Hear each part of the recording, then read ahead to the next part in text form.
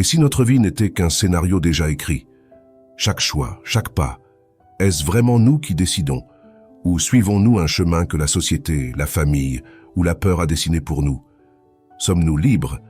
Ou simplement des passagers dans une vie qu'on n'a jamais vraiment choisie? Depuis notre naissance, des chemins s'imposent à nous.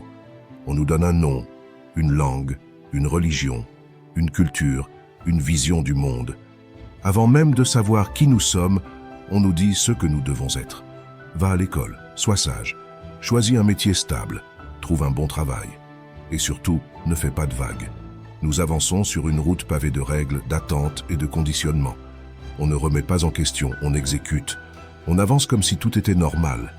Mais au fond de nous, une question revient sans cesse. Est-ce vraiment ce que je veux?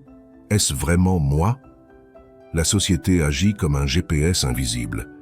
Elle nous montre une direction acceptable, respectable, logique.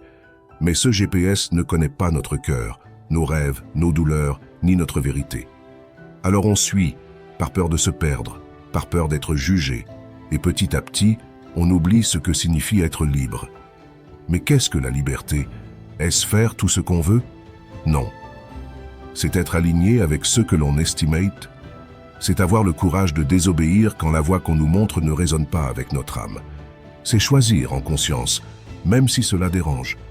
Nous sommes souvent prisonniers de peurs invisibles. La peur de l'échec, la peur du regard des autres, la peur d'être seul. Mais la plus grande prison, c'est celle qu'on construit avec nos propres pensées. C'est croire qu'on ne peut pas changer. C'est croire qu'il est trop tard.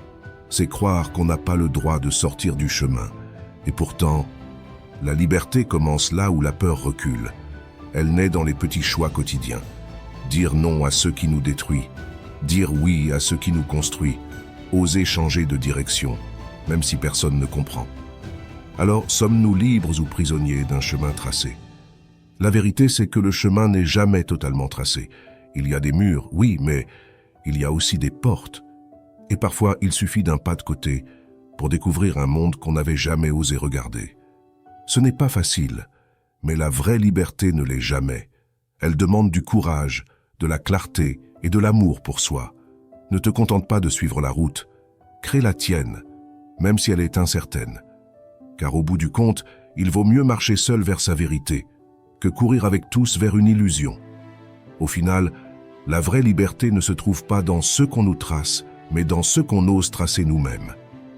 Choisir son propre chemin, c'est peut-être le plus bel acte de courage qu'un être humain puisse poser.